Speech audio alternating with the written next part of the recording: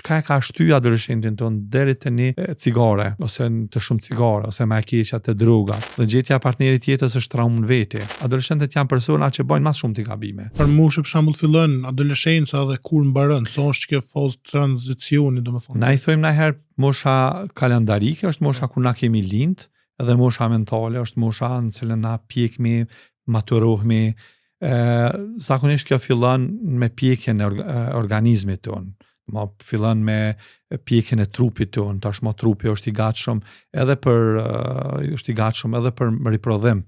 Kështu që kjo moshë zakonisht sillet prej moshës 11 vjeç deri në moshën 16 vjeçare, që është ajo faza invazive ose shumë e ashpër, sepse mundet me vazhdu edhe deri në moshën 20 vjeçare, përderisa te dikush mundet me vazhdu edhe deri në moshën 30 vjeçare dhe nuk pjeket. Po në realitet që kjo invazioni emocional, invazioni i pjekës individuale të një adoleshenti është mosha 19 vjet deri në moshën 16 ose deri në moshën 18 vjeçare, që është ajo periudha kryesisht ku ti merresh intensivisht me veten tonë për me kuptu çka po ndodhet te dhe çka po ndodhet përreth teje. Domthonjë kjo fjolla e popullore që ka me gjithë adoleshent, për shembull i thonë në 50 vjeçori, domthonjë ka bazë psikologjike. Sigurisht, sepse na pjekmi jo vetëm fizikisht, na pjekmi edhe në aspektin mental. Dhe që kjo mos pjekja jonë mentale, plotësisht ka në drejt, sepse najherë sjelljet tona janë sjellje minore, të papjekura, që njerëz kur na thojnë kemi të adoleshent, po tash kjo është stigmatizim, sepse adoleshentët në realitet e kanë një nevojë caktune. Dhe nëse edhe një të pjekur i thua adoleshent, sjellja e tina tregon që ai po sillet si një adoleshent, po në realitet ka një nevojë të paplotësuar mrena për mrena, vetës që nuk e ka plotësu qatë nevojë, edhe që kjo është arsyeja pse na i thojmë adoleshent, po na do të me këshyr çka po ka te ai, çka po ndodh te ai, në mënyrë që me përpunu çato ndjenja dhe çatë sjellje tina në realitet, sepse jo rastisht ai po sillet minor, ose jo rastisht është të u shfaq me sjelljet e veta si një adoleshent, ka diçka që edhe nuk e ka përpunu. Kështu që jeta i ka do faza të vetat, edhe që i bjen që na çdo fazë për neve në realitet është një traumë e jonja. Shumë kur ti e fëmijë ka ndodhur disa gjëra kur ti del në adoleshencë. Dhe tash në çato faza të adoleshencës je në faza ku ti kërkon një model të mirë. Edhe modelet më të mira mund me ka printet tu. Nëse ti nuk gjan modelet të mira të printet tu, pastaj ti del në rrugë dhe gjan njerëz kudo që paraqitet te ti.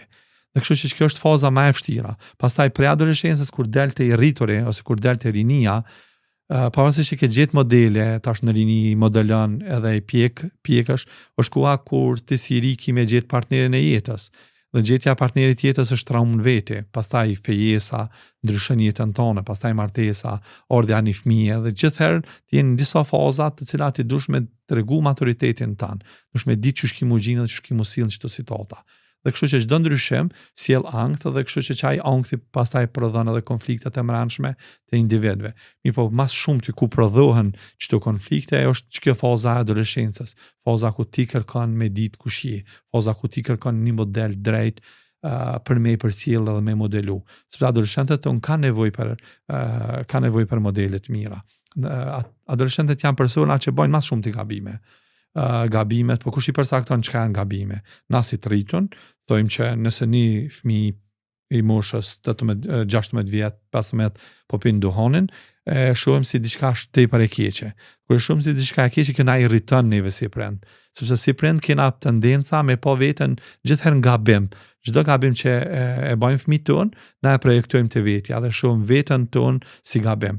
Kështu që filloj mu bë nervoz, mu bë agresiv, mu bon tashpër, mandej me përdor edhe dhunë fizike ndaj fëmijëve tonë, këtë rast ndaj adoleshentit tonë, dhe nuk nalmi me i pa çka e ka shtyr adoleshentin tonë deri te një cigare, ose të shumë cigare, ose më e keqja te drogat, ose sa në tjera. Është dështimi jonë si prind për mi ofrua ati një mbështetje të caktune, dhe tash edhe kur pe ban gabimin e prap na po dështojna, sepse nuk pe japën për krahjen e duhur që ai e ka.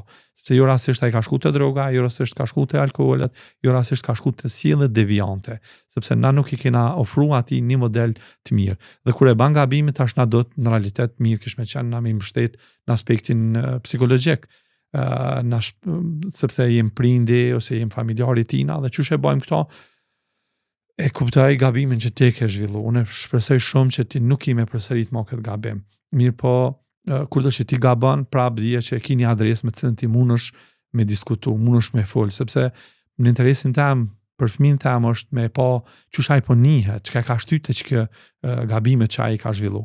Por në kundër kësaj, do për me kanë një fjalor për krahas, një fjalor mbështets për adoleshentin, unë bëhen agresiv, dal prej vetës tem, edhe kështu që e humbi në realitet personin, e humbi adoleshentin. Pse e humbi? Sepse ai ka me dal me gjetë një përkrahje dikun tjetër, dhe një përkrahje të pasigurt, sepse jashtë shtëpisë, jashtë familjes, gjithherë përkrahjet, modelet janë të pasigurta për mua dhe për secilin.